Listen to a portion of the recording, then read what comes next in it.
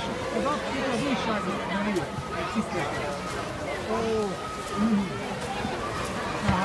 de lehet, hogy Ceausescu halála után másik. nem tudom, hát az egyik kiment Ausztráliában most, és a másik Szegeden van. Hát ott van, szomorú helyzet most.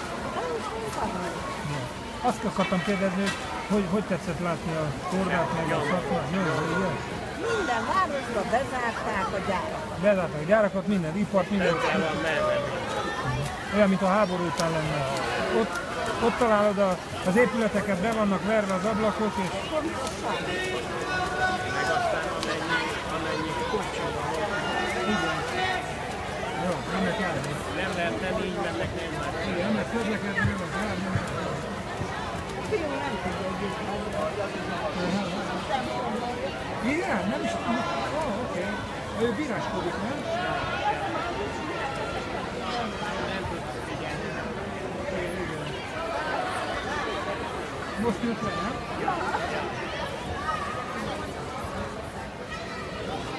Mi először az első versenyen Lidia ment, a Medicine hátba találkoztunk velük. Mert akkor is mind a két tűz ment, a Kilárni és az enyém a Cascade, és akkor ott a nagy ilyen nem ellensége, ilyen vetéken, ez van, a kettőtől két tűz közt, és akkor mondom, hát, és éppen a nő mondta, hogy amikor látta, hogy Lidia megnyert az egyik próbát, mondta, hogy hajrá magyarokra, mondtam én is, hajrá, még nem tudtam, hogy kicsoda, és akkor ismertem el, hát mondom, jól van, akkor a lányom azt mondta, hogy ő Kilárni is, na és akkor mi van?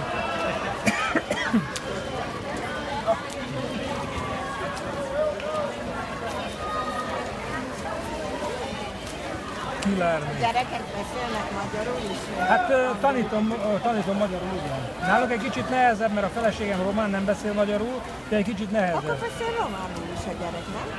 A gyerek tud románul, igen. Nagyon jó. Persze, persze, persze. Van egy nagyobbik lányom, az tud magyarul is, románul is, írni, olvasni, minden, szóval...